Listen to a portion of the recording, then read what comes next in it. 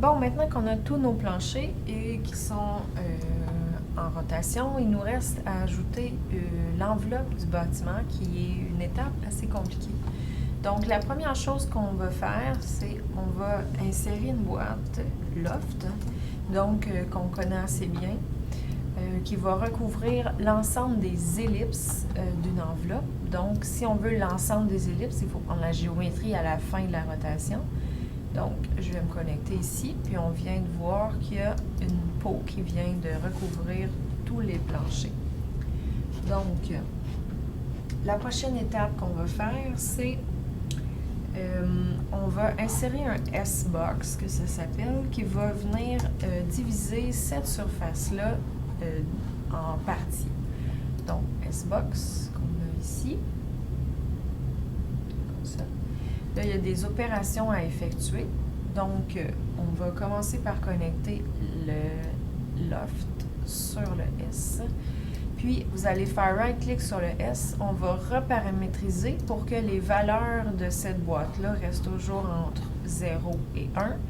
Et puis, finalement, ici, sur le H, vous allez faire right-click aussi. Puis, on va modifier l'expression de l'action de cette boîte-là. Puis, ce qu'on va faire, c'est de... Vous allez juste écrire -H, ce qui veut dire que l'extrusion de l'enveloppe va se faire vers l'extérieur du bâtiment.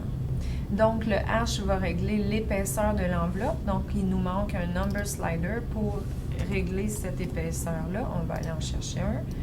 Comme ça ici, qu'on va renommer à épaisseur enveloppe. Et on va lui donner une valeur, disons, 400 mm. Et on va venir connecter cette valeur-là sur le H.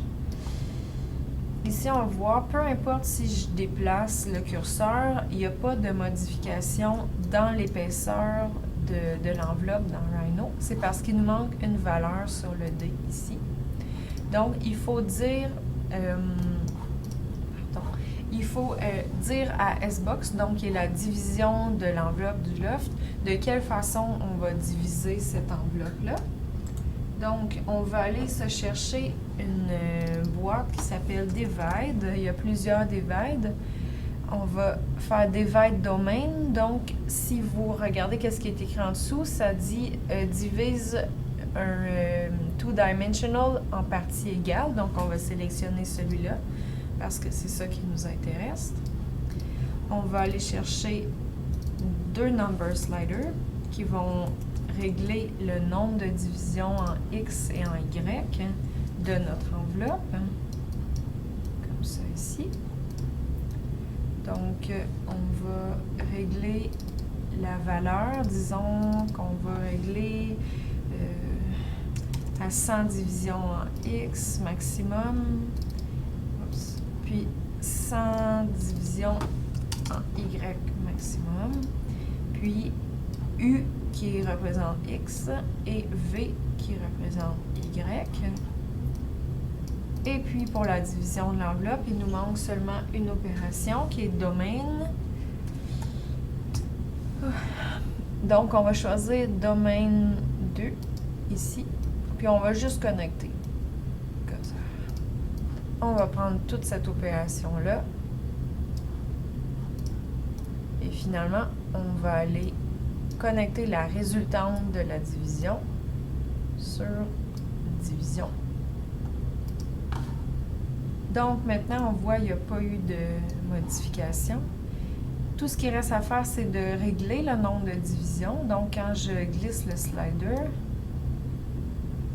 on va voir apparaître des divisions, donc qui peut représenter des membrures de structure ou autre chose.